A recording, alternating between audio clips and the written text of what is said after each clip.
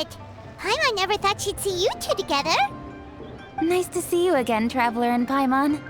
Oh, we're not interrupting anything, are we? Not at all. I wasn't in the middle of an interview or anything. I was just asking Miss Kuching about purchasing a kite. A kite? Are you buying some regional specialties to bring back to Fontaine? Well, yes. And... It seems you haven't heard yet.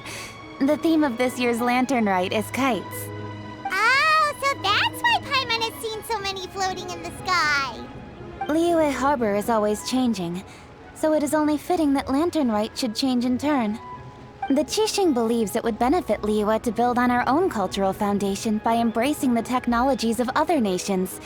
After all, it is said that the stones of another mountain may serve to better polish one's own jade. yeah, remember my business meeting with Tianquan Ningguang the last time I was in Liyue Harbor? That's what it was about. But all I really did was use my network to introduce Lady Ningguang to some interesting people. I'm not sure that quite counts as fostering cooperation.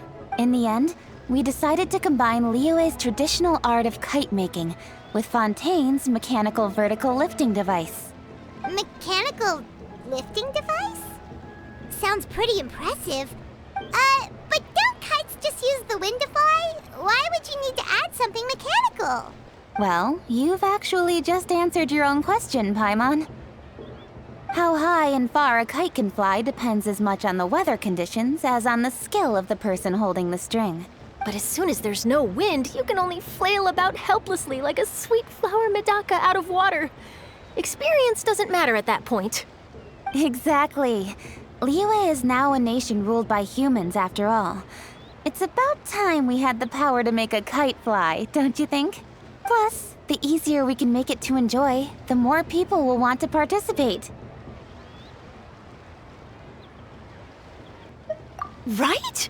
I also thought it was a novel idea. Plus, it shouldn't cost much to do. With Miss Charlotte's help, everything has gone smoothly. Our new mechanical kites are already available to purchase from a stall in the harbor. We're having trouble keeping up with demand.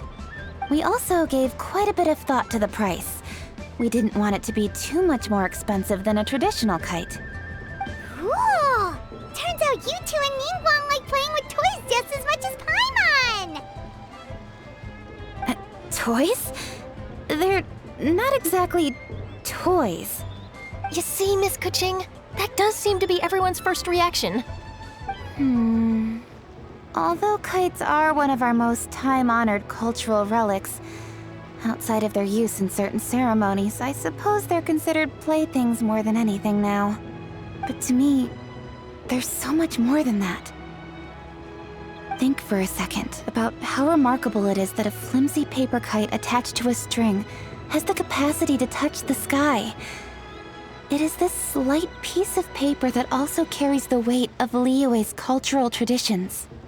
There's an old poem that goes, "O kite born of paper, flying true and sound, a lone traveler wanders, just waiting to be found."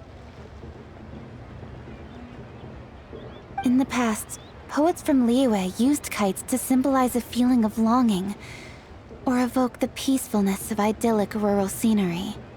If the people of today can derive enjoyment from this activity, they will not only be more likely to better appreciate the tradition, but also to pass it down to the people of tomorrow. That's the Kuching we know, always thinking 5 steps ahead of anyone else. Well said, Miss Kuching. I've learned quite a bit myself. As long as you're willing to listen, I'm happy to share. I also know quite a lot about the various folk traditions related to kites. For example, whenever a kite blew away, people would say it was the Adepti that summoned the wind to take it away as an offering. That way, you can turn an unfortunate event into an auspicious one. What about something more fun? Do you know anything like that? More fun. Let me think. Oh, I suppose we should first talk about how kites are made. It's another one of our precious forms of traditional craftsmanship. My grandfather told me that, back when he was a boy, children learned the art of kite making step by step from their elders. First, you use the thin strips of bamboo to construct the frame. Then, you draw a design of your choice on a piece of paper, paste it onto the frame, and tie on the string. Then, you look towards the sky and release the kite to soar among the clouds. Some people write down certain names or desires on their kites, cut the string, and let them fly free. Others may place particular thoughts or meaning into the design itself. Are certain designs associated with certain meanings? I'm gonna jot all of this down. Well, for example, kites in the shape of a butterfly typically symbolize freedom, happiness, or the desire to break free. Fascinating. What else can you tell me? The scissored-tailed swallow is the most classic design. It symbolizes good fortune and joyful tidings. Different colors also have small variations in meaning. Are these commonly understood meanings and symbols in Liyue? Kind of like the language of flowers in Fontaine. I believe so.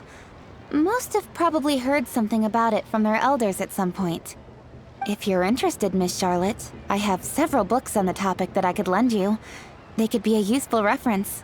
That would be a huge help! Great! Looks like I've got the outline for quite the article on my hands. Perfect! We're gonna take a look around. Then I'll show Miss Charlotte to my home for a little while. I almost forgot. The Ministry of Civil Affairs is hosting a kite flying contest on the night of Lantern Rite. If you're interested, you're more than welcome to bring a kite and participate. The rules are simple. Whoever flies their kite the highest and furthest within the time limit will receive a special honor along with a secret prize. I've already prepared more than enough empty film for the event. I can see the spectacle already. Maybe tone it down a bit, Traveler. What if we don't win? It's better to keep a low profile until the competition starts. Then we'll give them a show they never saw coming. Oh, that secret prize is ours. Then I'll look forward to seeing your performance. You bet! See you then!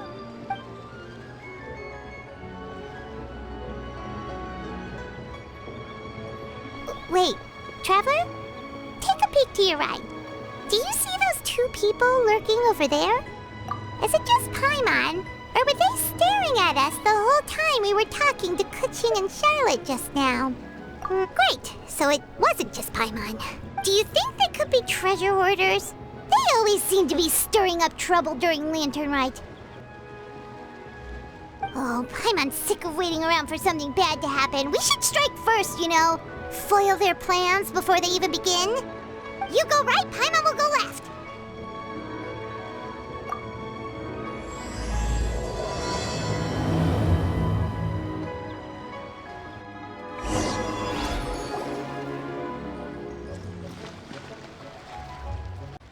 Please take a seat.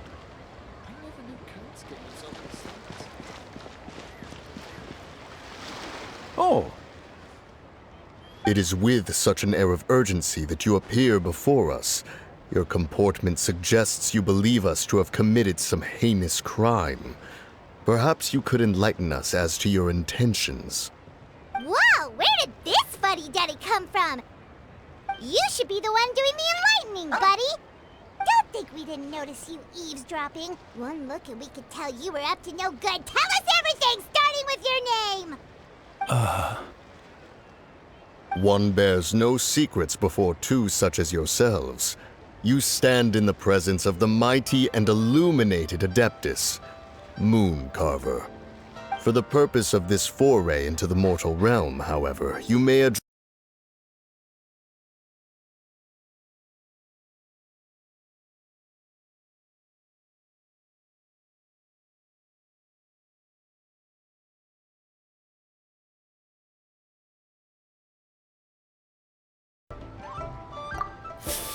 You kidding?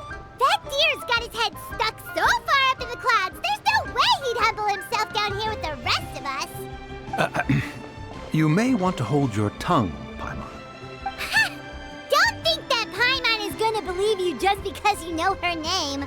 Let Paimon guess, you're supposed to be Mountain Shaper, right? Indeed. Mooncarver and myself have descended upon the mortal realm for a visit. The two of you may call me Jiahu. Looks like you did your research. But in our experience, the harder you try to lead us on, the more likely it is that we've got a big fish on our hands. We'll go straight to the Millilith and have you arrested for impersonating Preposterous. Utterly preposterous! Right! Tell us something that only an Adeptus would know. And it better not be some common knowledge that any person on the street could tell you. During the last Lantern Rite, we gathered at Mount Hulao with Rex Lapis and made use of Cloud Retainer's supreme cuisine machine to prepare bamboo shoot soup. Perhaps you have some recollection? The flavor of that soup was more than enough to whet one's appetite. As such, Cloud Retainer assented to my use of the device beyond that singular occasion, providing other recipes to boot. Since then, one has dabbled in the pleasures of the culinary arts whenever time allows. Dabbled? Upon one's last sojourn to your mountain, did you not immediately attempt to hide the device behind a chunk of amber as soon as one's presence was known? Did one not speak up on your behalf but a moment ago? This is how you choose to repay that kindness? One is simply trying to emphasize the veracity of our claim. That does not mean you should reveal personal matters so readily. They might think one bears no difference from Cloud Retainer. Forget it. One does not have the breath to waste on such petty trifles. That might have been more detail than we needed. Seems like you two are the real deal, and Paimon's sorry for suspecting you. But, for beings as forgiving as yourselves, this is just water under the bridge, right? You indeed have an agile mind. Cloud Retainer was not mistaken in her high estimation of you. Paimon's still curious about something. It's just... Paimon can understand why Mountain Shaper is here, but why did you decide to come to the city, Mooncarver? It's not really your thing, is it? It is but an inevitable eventuality. Long have the mountains remained strangely idle since Cloud Retainer's move to Liyue Harbor. With Lantern Rite near at hand, one would expect Cloud Retainer to provide us with an account of the festivities in advance. Yet to this day, she has failed to appear. Cloud Retainer is hardly the forgetful sort. One must never rest idle in the face of that which demands action. And since our acquaintances dwell in Liyue Harbor, we had to travel here in human form to avail ourselves of their aid, Cloud Retainers in this case. But a moment ago, one heard you speak of a mechanical kite of sorts. It appears the essence of...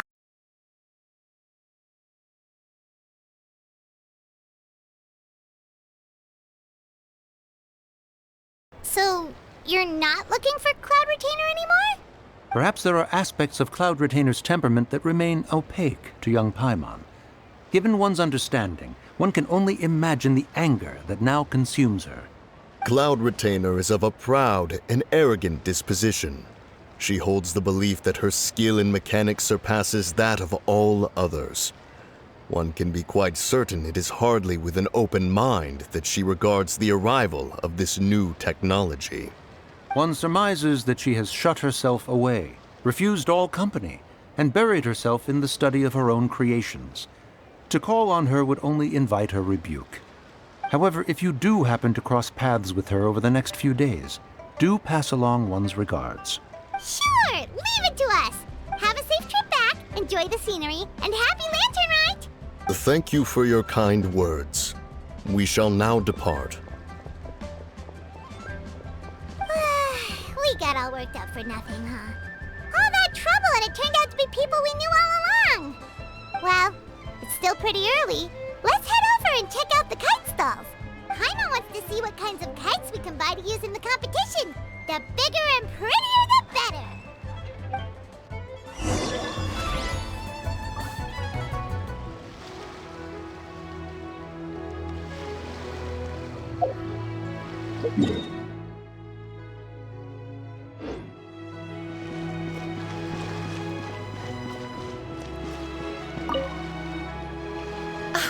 Welcome! Are the two of you looking to buy a kite? Would you like me to go over the different designs? Ooh! A scissor-tail swallow! And a butterfly! And... oh! This jade chamber design is our newest. It's been selling like crazy over the past 2 days. Does it also have a unique meaning? Of course. The Jade Chamber symbolizes wealth and abundance. The kite bearing its design is said to bring riches in the future to those who fly it. Oh, now that's Paimon's kind of kite. I apologize for the interruption, but are all your wares in order, Miss Genuine? Yes, they're just over there. The paper, bamboo, and dyes. All the necessary kite-making materials. Wonderful.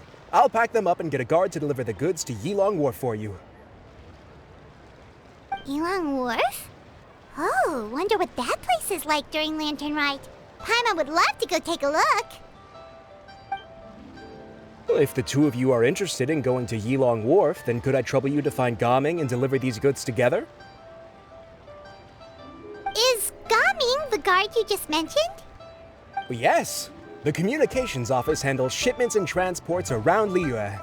He works for the Secure Transport Agency, one of our sub-organizations. The problem is, many of my colleagues have taken leave during Lantern Rite to spend time with their families. So, our available workforce has seen a dramatic decrease recently. If you were willing to help out, then I could get a head start on my next appointment. You do seem really pressed for time. Of course, of course. Hard work deserves ample rewards. Now, at this time of day, Gaming should be somewhere in the vicinity. But just follow the main road until you see the head of a Wushu dance costume. Should be on your right. Be sure to come back if you'd like to buy a kite. I'll even give you a discount.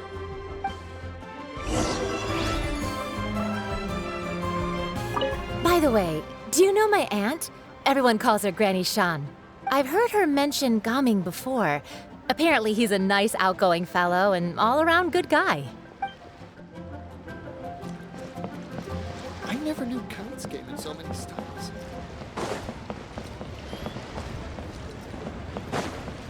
Adventure time!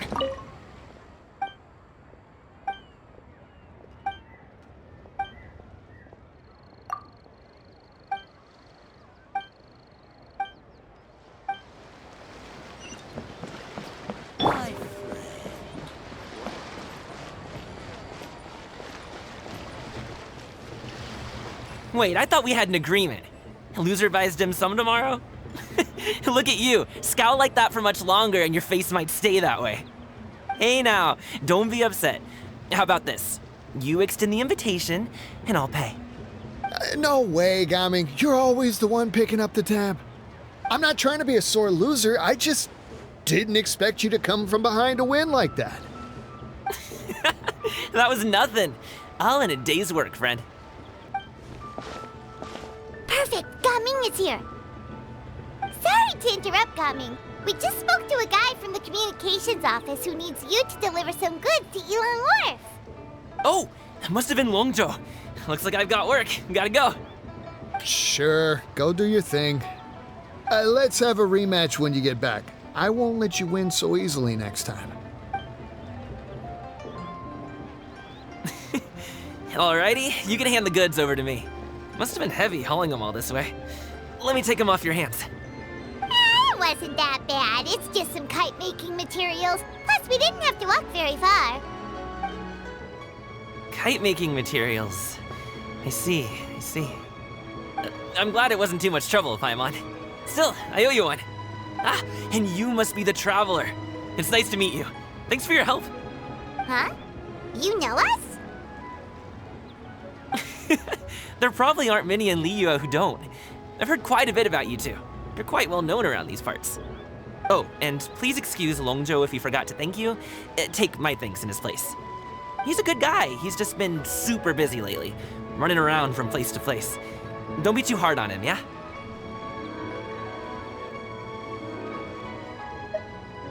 So, you here for Lantern Rite? Yep. It's always so lively this time of year. We were actually hoping we could tag along to Yilong Wharf and have a look around. Perfect! We'll go together then. I'm good with directions, so just follow me. Trust me, I know my way around. We can exchange stories, tell jokes, or just chat along the way. Oh, and there are a couple of good places to eat along our route. We can stop and grab a bite when it's time. The ingredients are fresh, the portions are generous, and the prices won't break the bank. You can order anything, and I promise, you won't be disappointed. Order anything? Hey, did you really have to call Paimon out like that in front of our new friend? Don't worry, I understand. I joke around like that with my friends, too. It just shows how close you are. Do you need to pack anything up before we hit the road? I can wait. Nope, our things are always packed and ready. We're pretty much travel experts at this point. Oh, that's right. Then let's get going. If we run into any trouble, you can count on me to protect you. I am a guard, after all.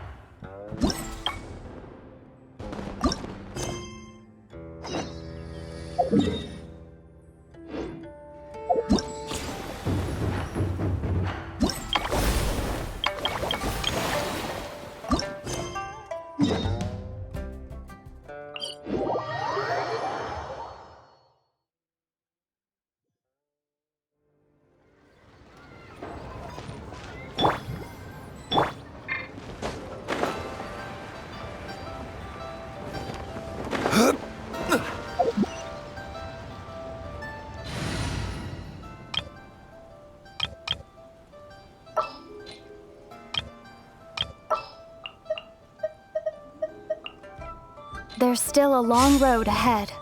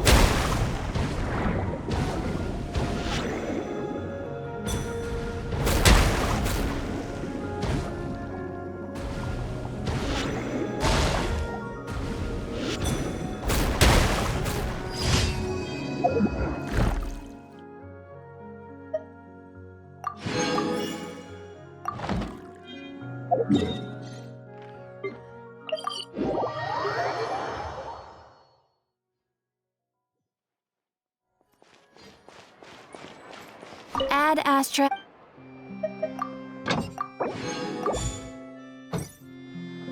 Add Astra. Thank you for